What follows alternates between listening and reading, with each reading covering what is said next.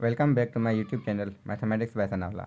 जैसा कि हमने एसटीएचपी और एनटीएचपी की प्रिपरेशन स्टार्ट की है तो मैंने कंटेंट डिफाइन किए थे। अब कंटेंट में ये नहीं था कि ये जो टॉपिक्स के नाम लिखे सिर्फ वही चीज़ हम करेंगे। अगर सेट्स मैंने लिखे हैं तो सेट्स में जो जो चीज़ें आएंगी हम वो कवर करेंगे, और सेट्स के अलावा सेट के जो साथ होता है वो फंक्शंस भी होते हैं। मतलब मैंने क्या किया है कि 6, 7, 8 और मैट्रिक की मैथ में से सेट्स का चैप्टर उठाया है, तो जो जो फर्स्ट चैप्टर उन सब का है वो मैंने कंबाइन करके एक वो टॉपिक मेरी बनी है जो मैंने कंटेंट में फर्स्ट टॉपिक रखी है। तो वो मैं एक्सप्लेन पूरी एक लेक्चर हुआ या 2 लेक्चर हुए उनमें एक्सप्लेन करूँगा।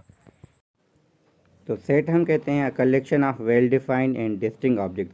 अब वेल डिफाइंड डिस्टिंक्ट लिखा तो हुआ है, बहुत ने देखा हुआ है पहले भी, मगर इसका मतलब क्या होता है? अगर हम कलेक्शन ऑफ टीचर्स लेते हैं तो यहाँ पे मसला क्या है, टीचर्स इंग्लिश के होते हैं, मैथ्स के होते हैं, बहुत सारे सब्जेक्ट्स के होते हैं। इवन अगर लेवल के लिहाज से देखें तो कोई स्कूल का, कोई यूनिवर्सिटी का, कोई कॉलेज का हो सकता है। तो इसलिए अगर हम देखें तो ये वेल डिफाइंड नहीं है। तो कलेक्शन ऑफ टीचर्स तो है, मगर आगे नहीं बता कि किस चीज़ में बात हो रही है। सिमिलरली अगर हम दूसरा देखें एग्जाम्पल, तो उसमें 1, 3, 4, 3 फिर 4, 5 है। इसमें क्या है, डिस्टिंगनेस हम जो कह रहे हैं वो चीज़ नहीं है इसमें। यानी हमने कहा वेल डिफाइंड भी हो, डिस्टिंग भी हो। ये वेल डिफाइंड है क्योंकि नेचुरल नंबर्स का सेट है, मगर यहाँ पे 1, 3 जो है वो 2 दफ़ा है और 4 भी 2 दफ़ा है। अब अगर हम 4 को फिलहाल एक दफ़ा ही रखते भले, मगर कोई भी अगर एक नंबर रिपीटिशन में आएगा यानी डिस्टिंगनेस में वहाँ पे नहीं रहेगी, तो इस वजह से वो डिस्टिंग नहीं रहे, यानी डिस्टिंग ऑब्जेक्ट्स को हम नहीं कहेंगे उसे। सिमिलरली हम अगर हम तीसरा देखें तो वो collection of boys in class 6 लिखा है। अब जो भी बॉय होगा वो डिफरेंट भी होगा और हमें बताएगा कौन सी क्लास, क्लास 6। हाँ, वो कितने भी हों। अगर किसी स्कूल की पर्टिकुलर की बात करेंगे, किसी भी स्कूल की, हम अगर आगे और लिख सकते क्लास 6 इन दिस स्कूल, तो फिर तो और अच्छा हो जाएगा। मगर फिर भी हमें पता है कैटेगरी क्या है, तो ये हमारा वेल डिफाइंड भी होगा तो डिस्टिंक्ट भी होगा। तो हमारी डेफिनेशन जो वेल डिफाइंड डिस्टिंक्ट की है वो ऐसे ही है। अगर हम जब सेट थ्योरी पढ़ते हैं तो हमें मैथमेटिकल सिंबल्स ही आनी चाहिए, क्योंकि ये सारी यूज़ होती हैं। यूनियन, इंटरसेक्शन, बिलोंग्स टू, तो ये मैंने सारे नाम लिख लिए हैं। अब कहाँ पे यूज़ होंगी हम फिर वहाँ पे रेफ़र करेंगे। तो आपके लिए है कि अब जब आपको देखना है तो आप पॉज़ करके वीडियो को देख सकते हैं। मैं एक एक नाम नहीं, क्योंकि नाम मैंने लिखा है, सिंबल भी लिखी है, तो आप खुद देख सकते हैं। आगे क्या है हमारे पास के यूनियन, इंटरसेक्शन और कॉम्प्लीमेंट कैसे फाइंड करें। तो मैंने एग्जांपल के तौर पे एक ए सेट लिया है, दूसरा बी सेट लिया है, और हमने यूनियन लिखी है। यूनियन का मतलब होता है मिला के लिखना, तो दोनों को कंबाइन करके लिखा है। और इंटरसेक्शन में हम करते हैं दोनों में जो कॉमन हो, तो कॉमन देखें दोनों में ए और बी में क्या है, 3 और 4, तो ये हमारी इंटरसेक्शन होगी। फिर हमारे डिफरेंस दो किस्म के होंगे, ए माइनस बी और बी माइनस ए। तो ए माइनस बी का मतलब क्या होगा, ए में से हम बी के माइनस कर दें। तो ए में जो बी के होते हैं वो कौन कौन से हैं, यहाँ पे 3 और 4 है। तो एक में से अगर वो 3, 4 निकाल लें तो जो ए के बचेंगे हम वो लिखेंगे तो 2 आ जाएगा, बी माइनस ए लिखेंगे तो हमें 5 मिलेगा। और हमें यहाँ से एक चीज़ और पता चली कि A minus B is not equal to B minus A. हाँ, कभी कभी इक्वल होगा, जब वो केस ऐसे मतलब कुछ केसेस ऐसे होंगे इस सेट में जहाँ पे होगा, हमेशा ये ट्रू नहीं होगा। सिमिलरली कॉम्प्लीमेंट क्या होता है, वो डिफरेंस ही होता है, हम सिर्फ यूनिवर्सल में से माइनस करते हैं। जब u में से हमने a माइनस की तो u आपने लिखा 1, 2, अब u वन मैंने यहाँ पे 1 से लेके 6 तक रखा है, और a मैंने रखा है 1, 3, 5, 6। ठीक है, तो हमारे पास जो बचेंगे वो 2 और 4 बचें, तो ये हमारा कॉम्प्लीमेंट होगा। सिमिलरली फिर एक डेफिनेशन और आती है सिमेट्रिक डिफरेंस की। तो हम यूनियन निकाल के, इंटरसेक्शन निकाल के, जब यूनियन में से इंटरसेक्शन माइनस हो जाती है तो हम इसको एज ए सिमेट्रिक डिफरेंस का नाम देते हैं। एक्चुअल में एक ऑपरेशन है, मगर इसको कुछ नाम देना था तो इस वजह से इसको, जैसे यू माइनस एक को नाम दिया था ए कॉम्प्लीमेंट का, वैसे ही ये सिमेट्रिक डिफरेंस भी एक नाम है, सिर्फ यूनियन में से इंटरसेक्शन माइनस करनी है। इसके बाद हमारे पास डी मॉर्गन्स लॉ होता है, तो यहाँ पे लिखने से थोड़ा वो हो जाता है सिंबल्स में, तो इस वजह से मैंने अपने बोर्ड पे लिख के यहाँ पे स्क्रीनशॉट लगा दी, क्योंकि ये इजी रहता है। अब ए यूनियन बी का complement equal to A complement intersection B complement. Similarly जब हम इसको याद कैसे करते हैं एज ए ऑब्जेक्टिव क्वेश्चन, तो एक में यूनियन है तो वहाँ इंटरसेक्शन होगी, यहाँ इंटरसेक्शन है वहाँ यूनियन होगी। कॉम्प्लीमेंट अगर होल पे है तो अलग अलग आएगा। इसको ऐसे याद करने का तरीका है। सिमिलरली सबसेट एंड सुपरसेट क्या होता है, तो हम सबसेट कहते हैं, सॉरी मैं स्लाइड्स बना के, क्योंकि स्क्रीन रिकॉर्डिंग ऑन करता है इस वजह से नोटिफिकेशन आए थे, मगर एरोप्लेन मोड में भूल गया था लगाना। ठीक है, तो हम सबसेट कहते हैं कोई भी सब सेट ए बी का सबसेट कब कहलाएगा, हम कहेंगे A is the subset of B if every element of A is in B, यानी ए का हर एलिमेंट अगर बी में होगा तो हम इसको सबसेट कहेंगे। सिमिलरली अगर ए बी का सबसेट है तो बी को हम उसका सुपर सेट कहते हैं। अब फार्मूला क्या है, हमारे पास सबसेट फाइंड करना है। एक तरीका होता है कि सबसेट निकालें कैसे, तो वो ज़्यादा टाइम लग जाता है क्योंकि वो हमारा ऑब्जेक्टिव कम होगा। हाँ, हम निकाल सकते हैं, ऐसा नहीं कि ऑब्जेक्टिव में आ सकता है, तो हम निकाल दे कैसे, वो भी है कि हम एम्प्टी लिखते हैं। अगर सिमिलरली यहाँ पे हम एक लिखते हैं ना ABC, तो हम क्या करेंगे, एम्प्टी लिखेंगे, फिर A अलग, B अलग, C अलग, फिर AB, फिर BC, फिर CA, फिर ABC। तो मैंने यहाँ पे नहीं लिखा, मैंने स्किप किया था उस चीज़ को। मगर ऐसे हो सकता है कि which of the following is a subset, तो आपको तो वैसे ही वही देखना है ना कि सबसेट कौन सा होगा, तो जिसके सारे एलिमेंट मौजूद होंगे उस वाले में, तो आपका वो सबसेट बनेगा। फिर भी हमने यहाँ पे बात कर ली, अगर हम नंबर ऑफ़ एलिमेंट कहें सबसेट, या नंबर ऑफ़ एलिमेंट अगर किसी में 3 है, तो ये एन ऑफ ए का मतलब क्या है, नंबर ऑफ़ एलिमेंट। ठीक है, इसको हम कार्डिनलिटी भी कहते हैं, तो मैंने वहाँ सिंबल्स में मेंशन किया हुआ है। तो एन ऑफ भी लिखते हैं और मॉड की सिंबल भी लगाते हैं। सिमिलरली हमें सबसेट कितने मिलते हैं, जब 2 की पावर देंगे जितने एलिमेंट, यहाँ पे एलिमेंट 3 है तो 2 की पावर 3 यानी 8 आ जाएगा। सिमिलरली पावर सेट क्या होता है, यहाँ पे मैंने पावर लिखा है, मिस्टेक है, पावर सेट के। Power set is a set of all subsets, यानी हम जो सबसेट निकालते हैं उनको एक सेट में बंद करते हैं तो हमारा पावर सेट बनता है। तो हम ये कह सकते हैं कि पावर सेट में एलिमेंट कितने होंगे, जितने उसके सबसेट। जो फार्मूला आपके पास पावर सेट सबसेट के लिए था, वही पावर सेट के लिए भी यूज़ होगा।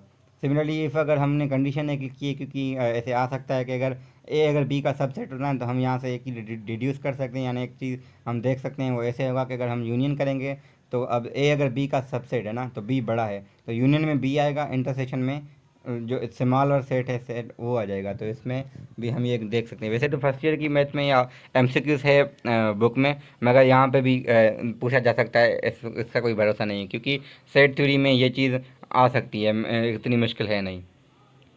सिमिलरली अगर हम प्रॉपर और इम्प्रॉपर सबसेट देखें, तो प्रॉपर मैंने यहाँ पे क्या लिखा है कि ए सेट लिया है, उसके एक बी लिया, एक सी लिया, एक डी, जिसमें कम से कम एक एलिमेंट कम हो, दो भी हो सकते हैं, सबके सारे भी, जब सारे के सारे कम होंगे तो वो एक्चुअल में एम्प्टी सेट बन जाएगा। तो एम्प्टी सेट भी सबसेट होगा, यानी इसके सारे सबसेट जो होंगे वो प्रॉपर होंगे, सिवाय इसके अपने के, क्योंकि हर सेट अपना सबसेट भी होता है। ये भी एक स्टेटमेंट है कि every set is a subset of it self. ठीक है, और empty set is also subset of every set. यहाँ पे एवरी सेट है, वहाँ पे इट सेल्फ था। ठीक है, तो हमने डीज लिखा है, जो 2 4 6 8 वही लिखा है जो हमारा ए है, तो डी हमारा इम्प्रॉपर सबसेट कहलाएगा। बाकी बी और सी क्या है इसके प्रॉपर। प्रॉपर में क्या होता है, कम से कम एक एलिमेंट कम हो, अगर हम एम्प्टी भी लेंगे फिर भी वो प्रॉपर रहेगा। तो ऐसे भी हो सकता है कि ऐसा कौन सा सेट है जो जिसका कोई प्रॉपर सेट नहीं है। ठीक है, जिसका कोई प्रॉपर नहीं होता ना, वो एम्प्टी है, क्योंकि एम्प्टी का अगर सेट सबसेट लेंगे तो एम्प्टी आएगा, वो खुद इम्प्रॉपर है, प्रॉपर नहीं है। फिर ऐसा कौन सा सेट है जिसको एक प्रॉपर हो एक इम्प्रॉपर हो, तो हम फिर वो सिंगलेटन सेट लेते हैं। सिंगलेटन सेट की डेफिनेशन मैंने यहाँ पे मेंशन करना था, शायद मतलब मैं भूल गया, मगर मैं यहीं पे बता रहा हूँ। तो सिंगलेटन सेट वो होता है जिसमें एक एलिमेंट हो। ठीक है, तो अगर एक एलिमेंट के हम सबसेट लेंगे ना, एक एम्प्टी आएगा, एक वो खुद आएगा, तो खुद है वो प्रॉपर है, और इम्प्रॉपर है, और जो एम्प्टी है वो इसका प्रॉपर है। तो हर सिंगलेटन सेट का सबसेट जो होगा, एक प्रॉपर होगा, एक इम्प्रॉपर होगा। सिमिलरली हम कह रहे हैं इक्वल और इक्वलेंट सेट किसे कहते हैं, तो हम दो सेट्स को इक्वल कब कहते हैं, जब उनके एलिमेंट एक जैसे हों।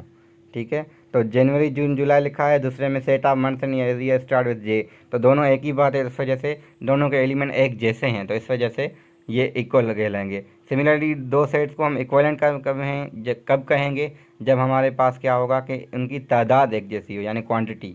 तो अगर हम देखें AEIOU देखें और 2 4 6 8 9 देखें, तो यहाँ पे दोनों में 5 एलिमेंट हैं, भले वो डिफरेंट हो मगर 5 5 हैं, तो इस वजह से ये दोनों आपस में इक्विवेलेंट कहलाएंगे। यहाँ पे मैंने इक्विवेलेंट की सिंबल मेंशन नहीं की हुई, मगर इक्विवेलेंट के लिए हम इक्वल के लिए तो आपको पता है ना, इक्विवेलेंट के लिए भी सिंबल देख लीजिएगा, क्योंकि मेरी मिस्टेक है कि यहाँ पे मैंने मेंशन नहीं कर पाया। अभी याद है कि इक्विवेलेंट के लिए सिंबल हम मोस्टली को तो पता है, मगर जिनको नहीं पता वो गूगल पे सर्च करें, आपको मिल जाएगी।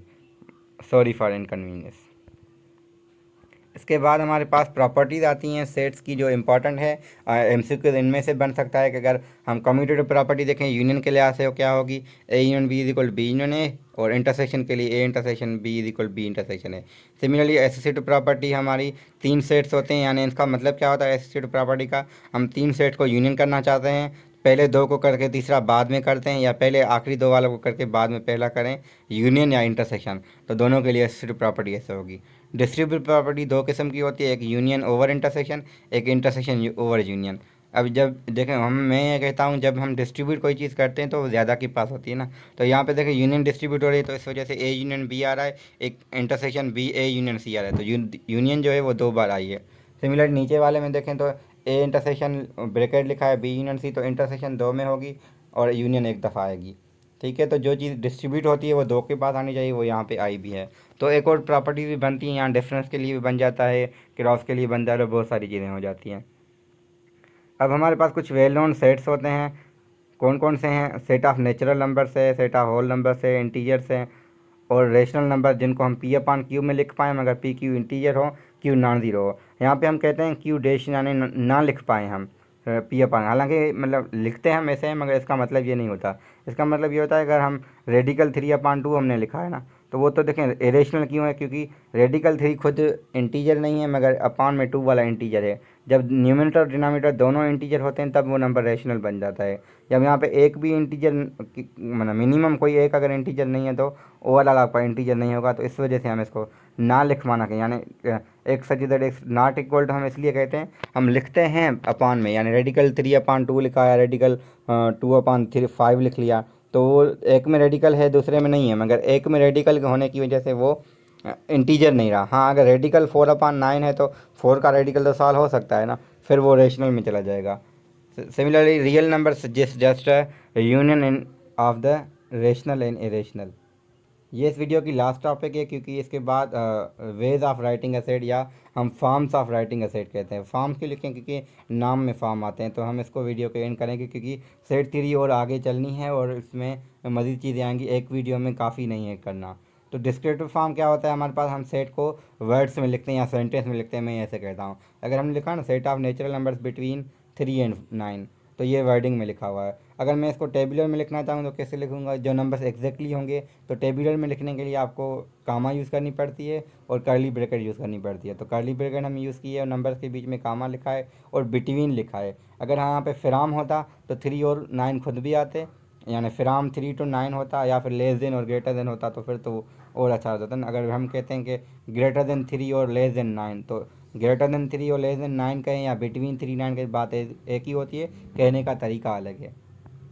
सेट बिल्डर क्या होता है? हम सेट को लिखते हैं वर्डिंग्स, सॉरी मैथमेटिकल सिंबल्स में, जो हमने डिफाइन किए सिंबल। तो बिलोंग्स टू लिखा है, सच दैट लिखा है, तो सारा तो ये मोस्टली इसके लिए होता है। तो x such that x belongs to natural numbers, ठीक है, नेचुरल नंबर का सेट है, क्योंकि हमने सेट ऑफ नेचुरल नंबर लेंगे। कौन से 3 और 9 के दरमियान है, तो इस वजह से यहाँ लेस देन की सिंबल आई है। अगर हम फ्राम लिखते तो हमारा आता 3 less than or equal to x less than or equal to 9, तो वहाँ जो नंबर इक्वल मतलब इंक्लूड होगा खुद, तो उसमें हम वो इक्वलिटी की साइन लगाएं। इक्वलिटी का मतलब क्या होगा कि लेस देन आर इक्वल या ग्रेटर देन आर इक्वल, वो डिपेंड करता है आपके पास क्या है। तो इस वीडियो को हम यहाँ पे एंड कर रहे हैं। और रियल नंबर यानी सेट थ्योरी तो हमारी मतलब सेट्स पूरे हमें, मगर सेट से आगे जो हमारा कार्टेशियन प्रोडक्ट है वो हमारा नेक्स्ट वीडियो में कंटिन्यू होगा। तो कोशिश करूँगा मैं बोर्ड पे वो करूँगा, अगर क्योंकि सबको पता है नेटवर्क का इशू है, तो नेटवर्क की वजह से ही मसला हो रहा है, क्योंकि वीडियो रिकॉर्डिंग में मोबाइल चार्जिंग नहीं है, तो मोस्टली ये मसला आता है, या फिर लाइट नहीं होती, तो उसके लिए थोड़ा इशू आ रहा है। मगर फिर भी मैं मैनेज कर रहा हूँ कि स्लाइड्स पे उतना अच्छा लिख पाऊँ या इतना डिटेल में लिखूँ, ताकि आगे ऐसा ना हो कि सिर्फ वीडियो की मैं फॉर्मेलिटीज़ पूरी करूँ। मेरा ये भी टारगेट है कि सबको समझ आए, तो इस वजह से मैं डिटेलिंग लिख रहा हूँ, और टाइम इस वजह से थोड़ा ज़्यादा भी लग रहा है, क्योंकि इसमें आपको पता है मोबाइल पे लिखना कितना मुश्किल होता है, और वो भी मैथमेटिक्स। तो इसलिए ये सेट नोटेशन वगैरह सारा मोबाइल पे लिखा है, तो टाइम थोड़ा इस वजह से ज़्यादा लग रहा है, मगर कोशिश मेरी ये है कि मैं जल्द से जल्द वीडियोज़ अपलोड करूँ। Thank you.